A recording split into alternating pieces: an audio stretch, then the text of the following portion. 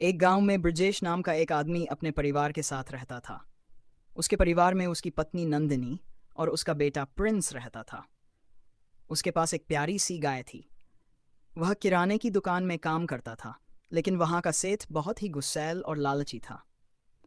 एक दिन ब्रजेश अपने घर आता है और सोचने लगता है कि क्यों न मैं अपनी गाय का दूध बाजार में बेचूं। इससे मुझे पैसे मिलेंगे और मुझे उस गुस्सैल सेठ से छुटकारा भी मिल जाएगा। फिर वह अपनी गाय का दूध निकालना सीखता है और उसे बाजार में बेचने लगता है। उसकी गाय का दूध बहुत ही स्वादिष्ट था, जिसे पीने के लिए लोग जल्दी ही आने लगे। एक दिन जब वह अपनी गाय का दूध निकालने जाता है तो देखता है कि गाय दूध नहीं दे रही।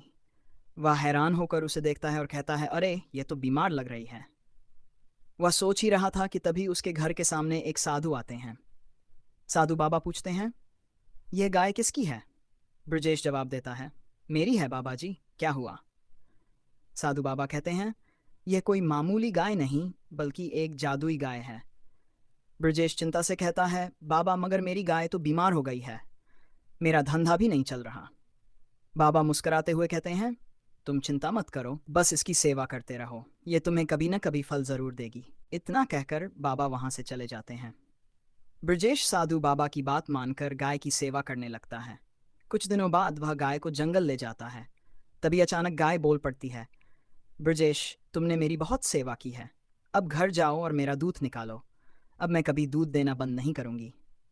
ब्रजेश खुशी खुशी घर लौटता है और अपनी गाय का दूध निकालकर बाजार में बेचता है। धीरे धीरे उसके दूध की मांग बढ़ने लगती है। बहुत सारे लोग उसकी दुकान पर दूध लेने आते हैं। समय के साथ वह अमीर हो जाता है और अपने परिवार के साथ खुशी खुशी रहने लगता है। उसने और भी कई गायें पाल लीं और सुखी जीवन व्यतीत करने लगा।